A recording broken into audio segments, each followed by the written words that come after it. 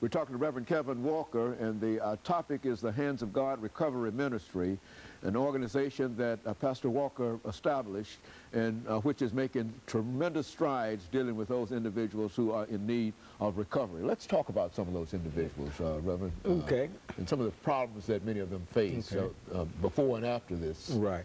Well, I mean, of course, you know, Dr. Henry, there's a lot of issues that people face out here in our world, in our society. You know, the drug addiction, sexual abuse, all types of issues, homelessness. I mean, people are losing their jobs and stuff like that, and they're not having anywhere to turn to for help. And, you know, I think it's very important that people realize and understand that not only did I found the Hands of God Recovery Ministries, but I'm also the pastor of the Hands of God Christian Church, and we're located 1701 11th Avenue North, right off of Buchanan Street. And I think it's the role of the church to become actively involved in helping people to overcome or to deal with and overcome the issues that they're facing in life on a daily basis. Because if somebody shows up on your doorstep and all you have for them, Dr. Haney, is a sermon, then you don't have anything for them. You know, you have to have something else in place that's going to really meet that need that a person has. Because one of our motto is find the hurt and heal it, and find the need and fill it. And the key in that is find. Okay. You know, to find it. You know, go out and seek out those things where people are in need and where people are hurting, and see if you can fill that need. See if you can heal that hurt. You know, not just allow people, not just pass by people and allow them. Or expect them to come to you. Or expect them to come into you, you know, and that's what happens a lot of time. And then oftentimes when they do show up, then we don't have anything in place to help them, and then they go out and they leave out of the church. Now, you might come in church and have a good time, but you'll leave out with a bad taste in your mouth because your spiritual need may have been met to some extent, but then that physical or material need has not been met, and then it says something. So you're like, where's God's people? What are they doing? You know, where is the real help? Where's the practical expression of the relationship that the church says that they have with God? I believe that we ought to reach out to people in society and help them to overcome these problems that they're having. You know, if somebody's homeless, you know, why not have a house somewhere that, you know, to put them in? You know, we had a situation recently, a young lady and her children, you know, didn't have anywhere to go. And somehow somebody called me on her behalf. I don't even know the person who called me. And the lady came out, and, you know, she sat down in my office, and we began to talk. But, I mean, I got a key to the house that's empty over here. So, you know, you just automatically, you just do that, you know. Which I don't have any money. We're not going to worry about the money part. You know, you're on the track to do the right thing. So eventually you're going to have some money. Then once you get some money, you can start paying your way. But right now, we're going to help you to get where you're going in life. And then, you know, you find out that here's a person that had a relationship with a ministry, with a church, but was not able to get any help from that church. And I'm not bashing a particular church or anything like that, but it's a lot of places that exist like that are not reaching out and helping people in our society. And then you got the people, Dr. Henry, there's the other side to that. People look at the preachers and say, well, all the preachers want is your money. Okay. Well, folks, you can't put somebody in a house. You can't put a family in a house without having some money.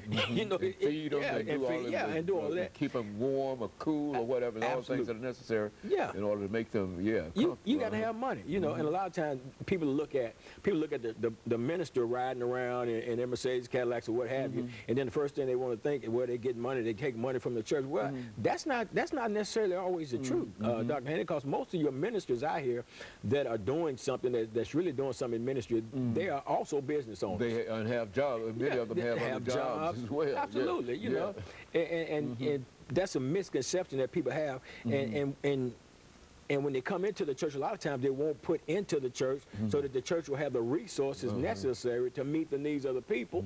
And that's a sad situation. It's a sad thing because this is not happening with the people outside the church. This mindset exists within the people inside the church, you know, that sit there and feast on the word of God, but won't give into ministry to help other people, help meet those other people's needs. And I think, I mean, unless I'm crazy or something, Dr. Haney, I think that's what God called me to do, to meet people's needs, because I was a drug addict for 17 years. I'd been shooting dope all day when God called me. When he put this ministry in my heart, I knew immediately when God called me, first of all, I was a junkie, and I knew God didn't call me for me.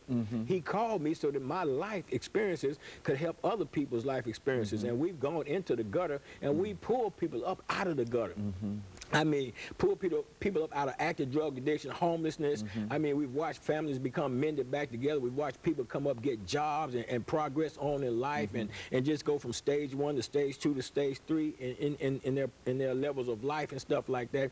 And it's a wonderful feeling, Dr. Haney, to know that you're reaching out and helping people, and to realize, you know, that type of life that Jesus said that he came to give us. And he said, I came that you might have life and have it more abundantly. So, you know, and I think that includes everything, you know, spiritually, financially, I mean, materially, everything. And I think that we're supposed to be in a position to do that, and that's why we put the Hands of God Recovery Ministry together in order to go out there and meet those needs. You know, and you know, when you look at your organization now, you've got I've heard that you've got several houses that you use. Explain the organization and what you try to do and how you bring them into. Well, what we do, Dr. Haney, we offer a structured living environment. We offer alcohol and drug-free, safe, clean, healthy living environment. We go out in the streets. We actually will go in the streets. We'll find people. People will find us. More often than not, they're finding us. We're listed with this 211 service. They'll call the number. By the way, our number at the office is 752-8760. So that's 752-8760.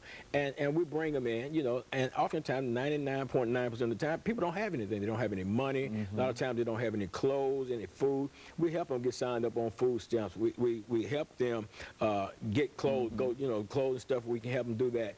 And we help them, try to help them find, you know, employment as well. You know, one of the places, you know, a lot of people say, well, I'm looking for a job. Have you ever been to the Career Center? Well, no, I haven't been down there. Well, why not? I didn't know anything about it. Yeah, that's a lot. Yeah, so that's a lot of good, very good. And of course, Goodwill, they offer a training program and help people get employed and stuff like that. So we try to give them a structured living environment, but you know, at the same time, Dr. Haney, there's another side to that as well. Everybody don't want help. Everybody shows up on your doorstep is not really one help. A lot of people want a handout. Okay. And that's one thing that I won't do. I will not give you a handout. I just can't do it. You know, why give you $1 when I can put you in a situation so that you can win? You know, make your own dollar. Absolutely. You know, we're trying to create a winning environment for a person. Put you in a structured living environment, because most people that are out in the streets running around, they don't have that structure. So we put them in a structured environment, help them and show them how to live. And the number one thing we do, we teach them the word. Good. And of course, we're getting ready for our second commercial break, after which we'll give you an opportunity to expand upon that. All right. But essentially, that's what we want. And we'll be back with our audience following this very short commercial break.